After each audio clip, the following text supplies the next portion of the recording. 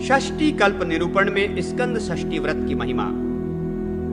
सुमंतु मुनि बोले, राजन, अब मैं षष्ठी तिथि कल्प का वर्णन करता हूं। ये तिथि सभी मनोरथों को पूर्ण करने वाली है। कार्तिक मास की षष्ठी तिथि को फलाहार कर यह तिथि व्रत किया जाता है। यदि राजाच्युत राजा इस व्रत का अनुष्ठान करे तो वो अपना राज्य प्राप्त कर लेता है। इसीलिए विजय की अभिलाषा रखने वाले व्यक्ति को इस व्रत का प्रयत्न पूर्वक पालन करना चाहिए। यह तिथि स्वामी कार्तिकेय को अत्यंत प्रिय है। इसी दिन कृतिकाओं के पुत्र कार्तिकेय का आविर्भाव हुआ था। वे भगवान शंकर, अग्नि तथा गंगा के भी पुत्र कहे गए हैं। इसी षष्ठी तिथि को स्वामी कार्तिकेय देवसेना के सेनापति हुए। इस तिथि को व्रत कर धृत, दही, जल और पुष्पों से स्वामी कार्तिकेय को दक्षिणा की ओर मुख कर अर्घ देना चाहिए। अर्घदान का मंत्र निम्न प्रकार से है। ब्राह्मण को अन्न देकर रात्रि में फल का भोजन और भूमि पर शयन करना चाहिए। व्रत के दिन पवित्र रहें और ब्रह्मचर्य का पालन करें। शुक्ल पक्ष तथा कृष्ण पक्ष दोनों षष्ठियों को यह व्रत करना चाहिए। इस व्रत के करने से भगवान स्कंद की कृपा से सिद्धि, धृति, तुष्टि, राज्य, आयु, आरोग्य और मुक्ति मिलती है। जो पुरुष उपवास न कर सके वो रात्रि व्रत ही करे, तब भी दोनों लोकों में उत्तम फल प्राप्त होता है। इस व्रत को करने वाले पुरुष को देवता भी नमस्कार करते हैं और वो इस लोक में आकर चक्रवर्ती राजा होता है। राजन, जो पुरुष षष्ठी व्रत के महात्मा का भक्ति पूर्वक श्रवण करता है वो भी स्वामी कार्तिकेय की कृपा से विविध उत्तम भोग, सिद्धि, तुष्टि, धृति और लक्ष्मी को प्राप्त करता है। परलोक में वो उत्तम गति का भी अधिकारी होता है। आचरण की श्रेष्ठता का प्रतिपादन। राजा शतानिक ने कहा, मुने, अब आप ब्राह्मण आदि के आचरण की श्रेष्ठता के विषय में बतलाने की कृपा करें। सुमंतु मुनि बोले, राजन, मैं अत्यंत संक्षेप में इस विषय को बताता हूं, उसे आप सुने। न्याय मार्ग का अनुसरण करने वाले शास्त्रकारों ने कहा है कि वेद आचरणहीन को पवित्र नहीं कर सकते, भले ही वो सभी अंगों के साथ वेदों का अध्ययन कर लें। वेद पढ़ना तो ब्राह्मण का शिल्प मात्र है, किंतु ब्राह्मण का मुख्य लक्षण तो सदाचरण ही बतलाया गया है। चारों वेदों का अध्ययन करने पर भी यदि वो आचरण से हीन है तो उसका अध्ययन वैसे ही निष्फल होता है जिस प्रकार नपुंसक के लिए स्त्री रत्न निष्फल होता है। जिनके संस्कार उत्तम होते हैं वे भी दुराचरण कर पतित हो जाते हैं और नरक में पड़ते हैं, तथा संस्कारहीन भी उत्तम आचरण से अच्छे कहलाते हैं एवं स्वर्ग प्राप्त करते हैं। मन में दुष्टता भरी रहे, बाहर से सब संस्कार हुए हों, ऐसे वैदिक संस्कारों से संस्कृत कतिपय पुरुष आचरण में शूद्रों से भी अधिक मलिन हो जाते हैं। क्रूर कर्म करने वाला, ब्रह्म हत्या करने वाला, गुरदारगामी, चोर, गौओं को मारने वाला, मद्यपाई, परिस्त्रीगामी, मिथ्यावादी, नास्तिक, वेद निंदक, निषिद्ध कर्मों का आचरण करने वाला यदि ब्राह्मण है और सभी तरह के संस्कार से संपन्न भी है, वेद वेगांग पारंगत भी है, फिर भी उसकी सद्गति नहीं होती। दयाहीन, हिंसक, अतिशय दाम्भिक, कपटी, लोभी, पिशुन, चुगलखोर, अतिशय दुष्ट पुरुष वेद पढ़कर भी संसार को ठगते हैं और वेद को बेचकर अपना जीवन व्यापन करते हैं। अनेक प्रकार से छल छिद्र से प्रजा की हिंसा कर केवल अपना सांसारिक सुख सिद्ध करते हैं। ऐसे ब्राह्मण शूद्र से भी अधम है। जो ग्राह्य अग्राह्य के तत्व को जाने, अन्याय और कुमार्ग का परित्याग करे, जितेंद्रिय, सत्यवादी और सदाचारी हो, नियमों के पालन, आचार तथा सदाचरण में रहे, सबके हित में तत्पर रहे, वेद वेदांग और शास्त्रज्ञ का मर्मज्ञ हो, समाधि में स्थित रहे, क्रोध, मत्सर, मद तथा शोक आदि से रहित हो, वेद के पठन पाठन में आसक्त रहे, किसी का अत्यधिक संग न करे, एकांत और पवित्र स्थान में रहे, सुख दुख में समान हो, धर्मनिष्ठ हो, पापाचरण से डरे, आसक्ति रहित, निरहंकार, दानी, शूर, ब्रह्मवेत्ता, शांत स्वभाव और तपस्वी हो तथा संपूर्ण शास्त्रों में परिनिष्ठित हो। इन गुणों से युक्त पुरुष ब्राह्मण होते हैं। ब्रह्मा के भक्त होने से ब्राह्मण, शत की रक्षा करने के कारण क्षत्रिय, वार्ता, कृषि विद्या आदि का सेवन करने से वैश्य और शब्द श्रवण मात्र से जो दूत्र गति को जाएं वे शूद्र कहलाते हैं। क्षमा, दम, शम, दान, सत्य, शौच, धृति, दया, मृदुता, सृजुता, संतोष, तप, निहंकारता, अक्रोध, अनसूया, अतृष्णता, अस्तेय, अमात्स्य, धर्मज्ञान, ब्रह्मचर्य, ध्यान, आस्तिक्य, वैराग्य, पाप भीरुता, अद्वेष, गुरु शुश्रूषा आदि गुण जिनमें रहते हैं उनका ब्राह्मणत्व दिन प्रतिदिन बढ़ता रहता है। शम, तप, दम, शौच, क्षमा, सृजुता, ज्ञान विज्ञान और आस्तिक्य ये ब्राह्मणों के सहज कर्म हैं। ज्ञान रूपी शिखा, तपोरूपी सूत्र अर्थात ज्ञानोपवित जिनके रहते हैं उनको मनु ने ब्राह्मण कहा है। पाप कर्मों से निवृत्त होकर उत्तम आचरण करने वाला भी ब्राह्मण के समान ही है। शील से युक्त शूद्र भी ब्राह्मण से प्रशस्त हो सकता है और आचार रहित ब्राह्मण भी शूद्र से अधम हो जाता है। जिस तरह दैव और पौरुष के मिलने पर कार्य सिद्ध होते हैं वैसे ही उत्तम जाति और सत्कर्म का योग होने पर आचरण की पूर्णता सिद्ध हो जाती है। भगवान कार्तिकेय तथा उनके षष्ठी व्रत की महिमा। सुमंतु मुनि बोले, राजन, भाद्रपद मास की षष्ठी तिथि बहुत उत्तम तिथि है।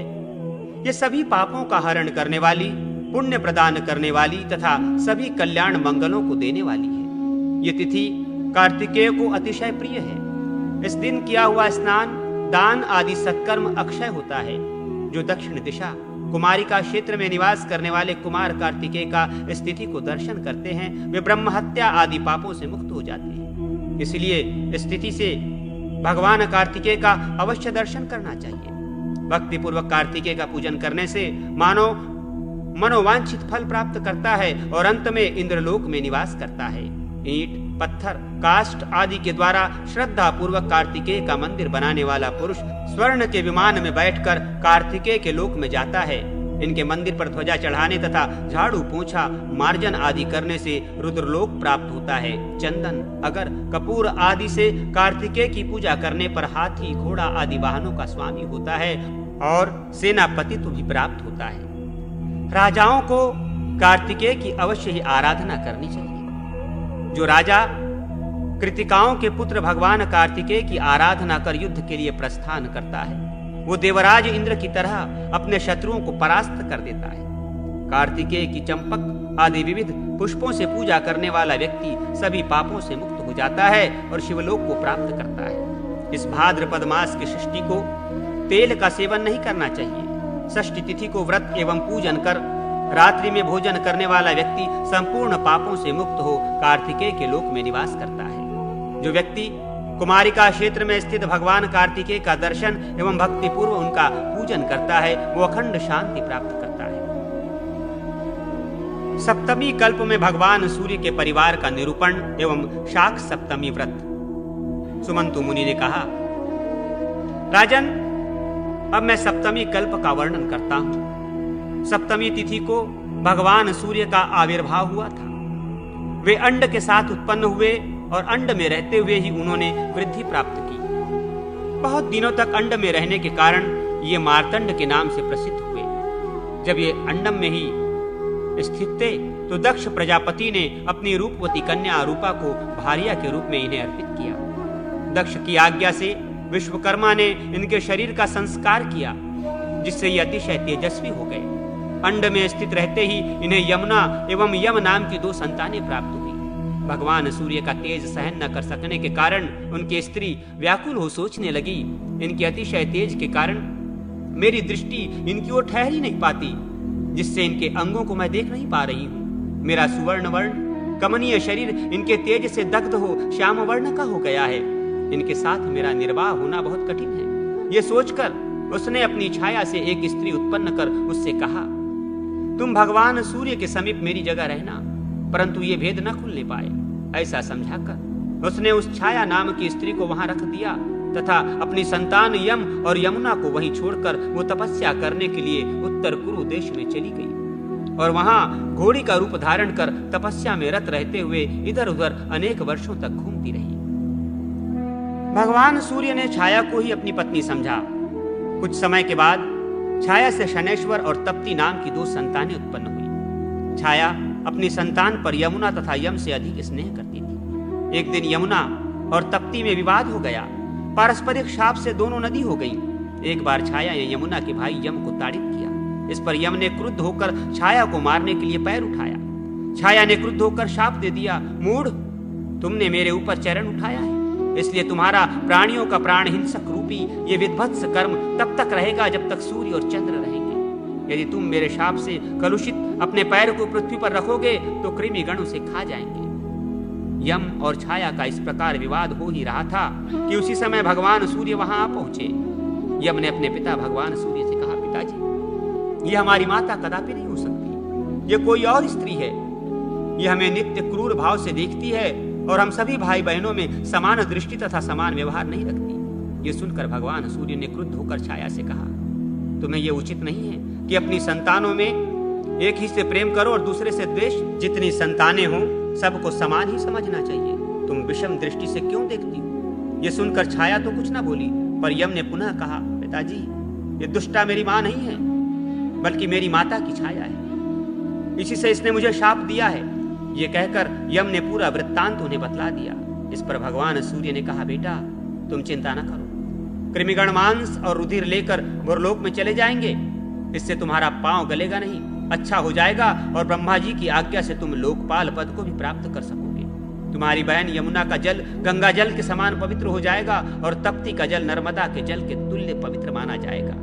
आज से ये छाया सबके देहों में अवस्थित होगी। ऐसी व्यवस्था और मर्यादा स्थिर कर भगवान सूर्य दक्ष प्रजापति के पास गए। उन्हें अपने आगमन का कारण बताते हुए संपूर्ण वृत्तांत कह सुनाया। इस पर दक्ष प्रजापति ने कहा, आपके अति प्रचंड तेज से व्याकुल होकर आपकी भार्या उत्तर कुरु देश में चली गई है।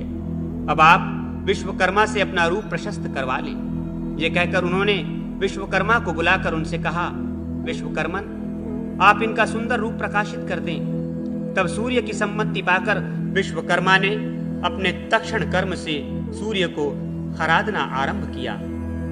अंगों के तराशने के कारण सूर्य को अतिशय पीड़ा हो रही थी और बार बार मूर्छा आ जाती थी, इसलिए विश्वकर्मा ने सब अंग को ठीक कर लिए। पर जब पैरों की अंगुलियों को छोड़ दिया तब सूर्य भगवान ने कहा, विश्वकर्मन, आपने तो अपना कार्य पूर्ण कर लिया, परंतु हम पीड़ा से व्याकुल हो रहे हैं, इसका कोई उपाय बताइए। विश्वकर्मा ने कहा, भगवान, आप रक्त चंदन और करवीर के पुष्पों का संपूर्ण शरीर में लेप करें, इससे तत्काल ये वेदना शांत हो जाएगी। भगवान सूर्य ने विश्वकर्मा के कथनानुसार अपने सारे शरीर में इसका लेप किया, जिससे उनकी सारी वेदना मिट गई। उसी दिन से रक्त चंदन और करवीर के पुष्प भगवान सूर्य को अत्यंत प्रिय हो गए और उनकी पूजा में प्रयुक्त होने लगे। सूर्य भगवान के शरीर के खरादने से जो तेज निकला, उस तेज से दैत्यों के विनाश करने वाला वज्र का निर्माण हुआ।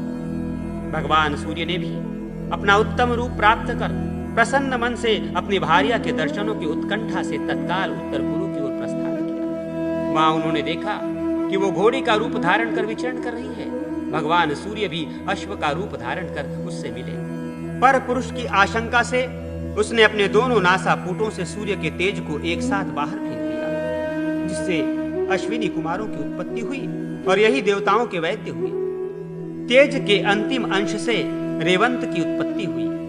तपती, शनि और सावर्णी ये तीन संतानें छाया से और यमुना तथा यम संज्ञा से उत्पन्न हुए।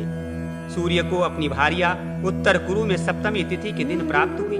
उन्हें दिव्य रूप सप्तमी तिथि को ही मिला तथा संतानें भी इसी तिथि को प्राप्त हुई। अतः सप्तमी तिथि भगवान सूर्य को अतिशय प्रिय है। जो व्यक्ति पंचमी तिथि को एक समय भोजन कर षष्ठी को उपवास करता है तथा सप्तमी को दिन में उपवास कर भक्ष्य भोज्यों के साथ विविध शाक पदार्थों को भगवान सूर्य के लिए अर्पण कर ब्राह्मणों को देता है तथा रात्रि में मौन होकर भोजन करता है, वो अनेक प्रकार के सुखों का भोग करता है तथा सर्वत्र विजय प्राप्त करता एवं अंत में उत्तम विमान पर चढ़कर सूर्य लोक में कई मनवंतरों तक निवास कर पृथ्वी पर पुत्र पौत्रों से समन्वित चक्रवर्ती राजा होता है तथा दीर्घकाल पर्यंत निष्कंटक राज्य करता है। राजा कुरु ने इस सप्तमी व्रत का बहुत काल तक अनुष्ठान किया और केवल शाक का ही भोजन किया।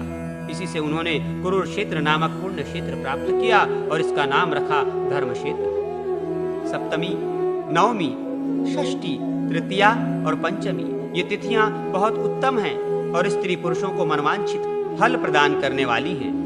माघ की सप्तमी, आश्विन की नवमी, भाद्रपद की षष्ठी, वैशाख की तृतीया और भाद्रपद मास की पंचमी ये तिथियां इन महीनों में विशेष प्रशस्त मानी गई हैं।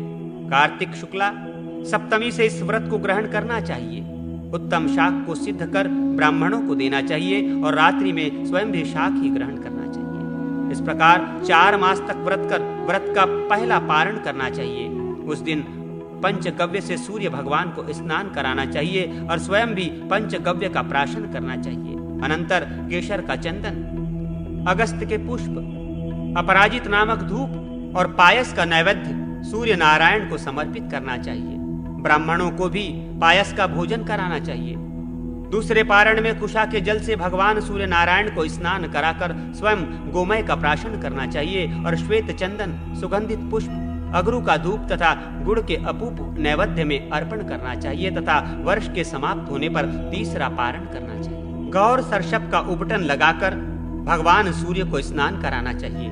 इससे संपूर्ण पाप नष्ट हो जाते हैं। फिर रक्त चंदन, करवीर के पुष्प, गुग्गुल का धूप और अनेक भक्ष्य भोज्य सहित दही भात नैवेद्य में अर्पण करना चाहिए तथा यही ब्राह्मणों को भी भोजन कराना चाहिए।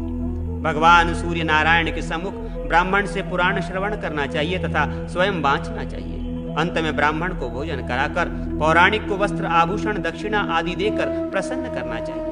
पौराणिक के संतुष्ट होने पर भगवान सूर्य नारायण प्रसन्न हो जाते हैं।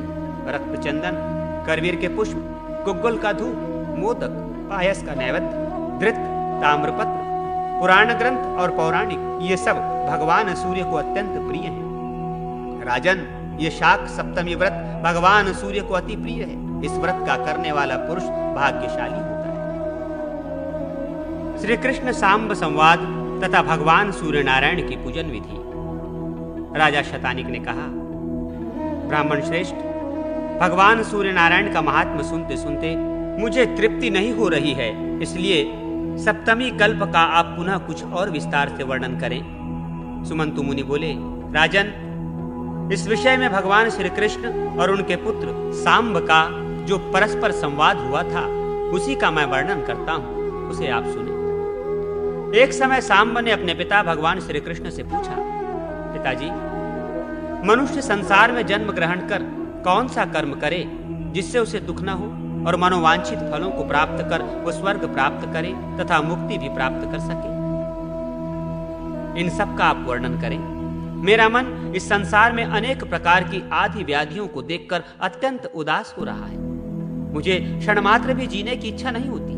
अतः आप कृपा कर ऐसा उपाय बताएं कि जितने दिन भी इस संसार में रहा जाए ये आदि व्याधियां पीड़ित न कर सकें और फिर इस संसार में जन्म न हो, अर्थात मोक्ष प्राप्त हो जाए।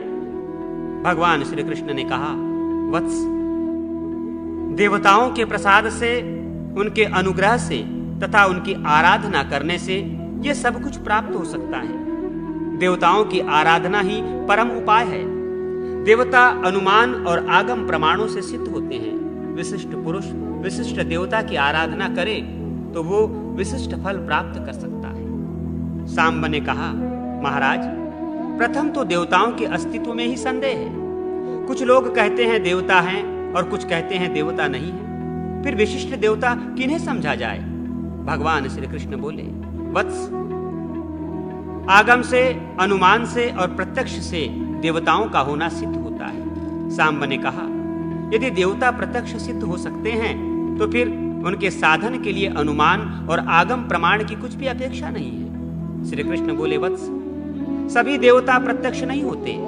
शास्त्र और अनुमान से ही हजारों देवताओं का होना सिद्ध होता है। सांब ने कहा, पिताजी, जो देवता प्रत्यक्ष हैं और विशिष्ट एवं अभिष्ट फलों को देने वाले हैं, पहले आप उन्हीं का वर्णन करें, अनंतर शास्त्र तथा अनुमान से सिद्ध होने वाले देवताओं का वर्णन करें। श्री कृष्ण ने कहा, प्रत्यक्ष देवता तो संसार के नेत्र स्वरूप भगवान सूर्य नारायण ही है।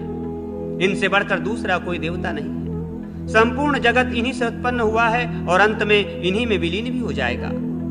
सत्य आदि युगों और काल की गणना इन्हीं से सिद्ध होती है। ग्रह, नक्षत्र, योग, करण, राशि, आदित्य, वसु, रुद्र, वायु, अग्नि, अश्विनी कुमार, इंद्र, प्रजापति, दिशाएं, भूह, भूर्वः, स्वः, ये सभी लोक और पर्वत, नदी, समुद्र, नाग तथा संपूर्ण भूतग्राम की उत्पत्ति के एकमात्र हेतु भगवान सूर्य नारायण ही हैं। ये संपूर्ण चराचर जगत इनकी ही इच्छा से उत्पन्न हुआ है, इनकी ही इच्छा से स्थित है और इन्हीं की इच्छा से अपने अपने व्यवहार में प्रवृत्त होता है। इन्हीं के अनुग्रह से ये सारा संसार प्रयत्नशील दिखाई देता है। सूर्य भगवान के उदय के साथ जगत का उदय और उनके अस्त होने के साथ जगत का अस्त होता है। इनसे अधिक न कोई देवता हुआ और न कोई होगा। वेदादि शास्त्रों तथा इतिहास पुराण आदि में इनका परमात्मा, अंतरात्मा आदि शब्दों से प्रतिपादन किया गया है। ये सर्वत्र व्याप्त हैं। इनके संपूर्ण गुणों और प्रभावों का वर्णन 100 वर्षों में भी नहीं किया जा सकता। इसलिए दिवाकर, गुणाकर, सबके स्वामी, सबके सृष्टा और सबका संहार करने वाली भी यही कहे गए हैं। ये स्वयं अव्यय है। जो पुरुष सूर्य मंडल की रचना कर प्रातः, मध्याह्न और सायं उनकी पूजा कर उपस्थान करता है, वो परम गति को प्राप्त करता है। फिर जो प्रत्यक्ष सूर्य नारायण का भक्ति पूर्वक पूजन करता है, उसके लिए कौन सा पदार्थ दुर्लभ है। और जो अपनी अंतरात्मा में ही मंडलस्थ भगवान सूर्य को अपनी बुद्धि द्वारा निश्चित कर लेता है तथा ऐसा समझकर वो इनका ध्यान पूर्वक पूजन, हवन तथा जप करता है, वो सभी कामनाओं को प्राप्त करता है और अंत में इनके लोक को प्राप्त होता है। इसलिए हे पुत्र, यदि तुम संसार में सुख चाहते हो और भुक्ति तथा मुक्ति की इच्छा रखते हो तो विधि पूर्वक प्रत्यक्ष देवता भगवान सूर्य की तन्मयता से आराधना करो। इससे तुम्हें आध्यात्मिक, आदि दैविक तथा आदि भौतिक कोई भी दुख नहीं होंगे। जो सूर्य भगवान की शरण में जाते हैं उनको किसी प्रकार का भय नहीं होता और उन्हें इस लोक तथा परलोक में शाश्वत सुख प्राप्त होता है। स्वयं मैंने भगवान सूर्य की बहुत काल तक यथा विधि आराधना की। उन्हीं की कृपा से यह दिव्य ज्ञान मुझे प्राप्त हुआ है। इससे बढ़कर मनुष्य के हित का और कोई उपाय नहीं।